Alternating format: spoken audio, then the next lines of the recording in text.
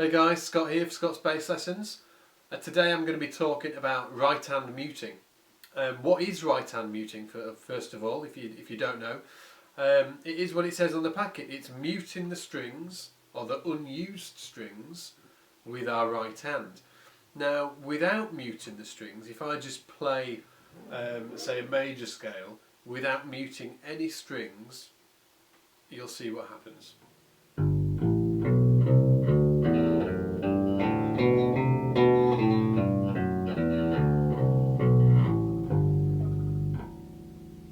Once again.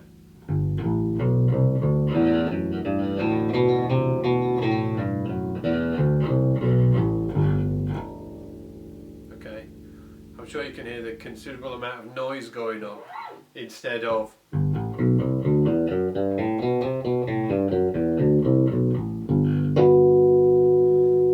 where there's no noise. And I'm doing that by using my right hand to mute the strings that I'm not playing. Okay, and there's two techniques used to do this, or two techniques that I'm aware of anyway. One is called the floating thumb technique. I'm going to give you close-ups of both of these techniques so you can see exactly what's happening. One's called the floating thumb technique and is used by guys like Gary Willis. Todd Johnson, I think, as well does a similar kind of technique. And then there's a technique that there is no name for, or no name that I'm aware of anyway. And it's where you mute the strings with your index and ring finger of your right hand, and that is used by guys like John Patitucci and Jaco Pastorius. So, you know, both techniques have great guys using it, and so what I would say is there's not one technique I would say is better than the other. They're just different, and there's different things that you have to look at as well when using both techniques that I'm going to talk about when we go into the close-up. So let's have a look at that now. So this is the first technique that I'm going to talk about, and it's where we utilise the right hand. If we're right-handed anyway, we use the little finger and the ring finger to mute the strings that aren't being used. And this technique is used by guys like John Patitucci and was used by Jaco Pastorius as well. Now, John Patitucci actually mounts his thumb and on the E string or the pickup and kind of pivots like this, okay? So he never, I do this, I kind of go down like this, floating thumb kind of thing. Whereas he pivots, so if you're a pivoting type of player, you'll know exactly what I mean. So when you're playing down here, these strings, the E and the A, aren't muted. So what guys like John Patitucci and Jaco do, or did in Jaco's case, is they play, I'm going to play this slowly, okay? So on the E string, we've got the thumb on the pickup.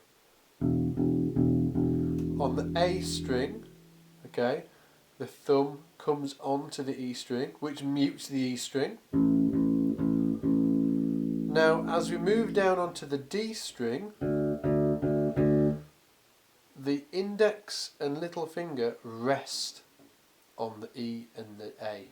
Now, this is the technique they use. And then the G string. Now, as you're playing the G string, your fingers, your index and middle, are actually hitting the D string, so the D string ringing out isn't a problem, okay? And the E and the A are kept quiet by these two fingers here.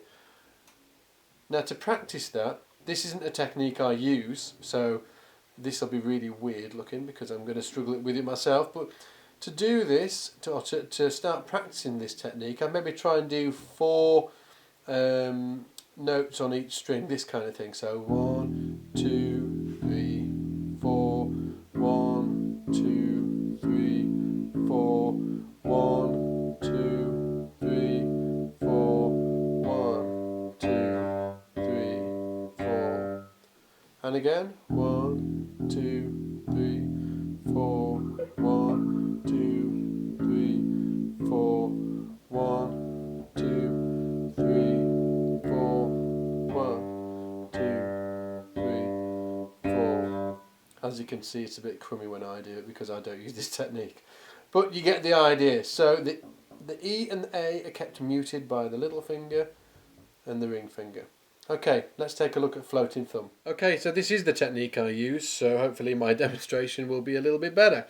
So this is called the floating thumb. Now, from what I can tell, I don't use the stereotypical floating thumb. Now, the stereotypical floating thumb, which is what Todd Johnson and Gary Willis and these guys use, is where the thumb literally just floats up and down here like this. Okay, so it's gonna give you a so, and then.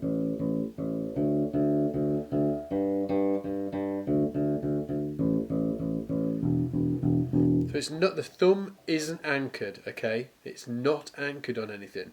It's simply this kind of thing, okay? A side view of it, just slipping up and down there.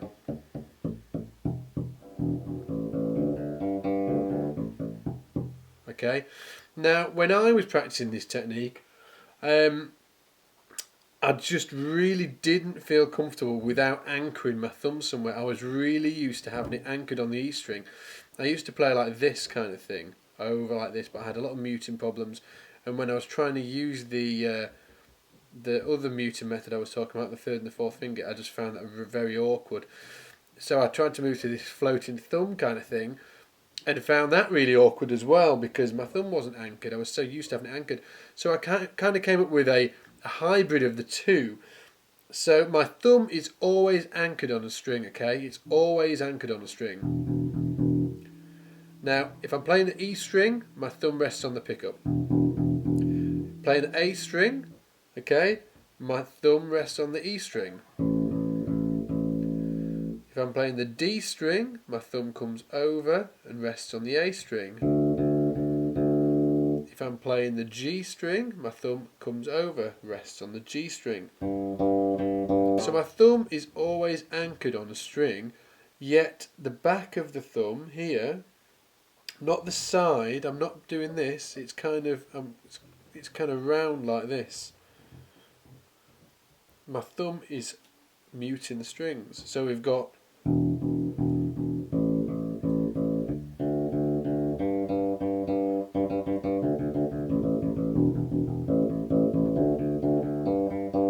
so it's not just floating like this, it's anchored. That's my little hybrid muting system. So I'll do it really slowly, okay? I'll do it from the side first so you can really see it.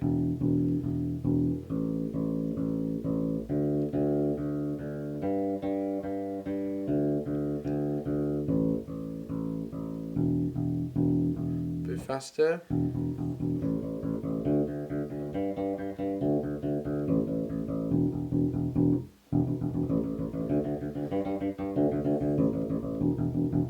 From the front, that looks like this.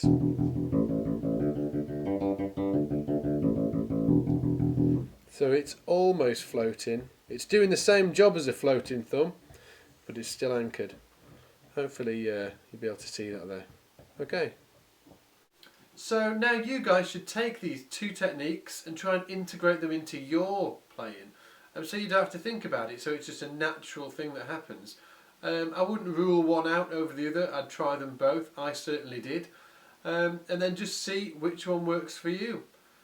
Hopefully I'll see you in another tutorial soon. And until then, take it easy and get in the shed.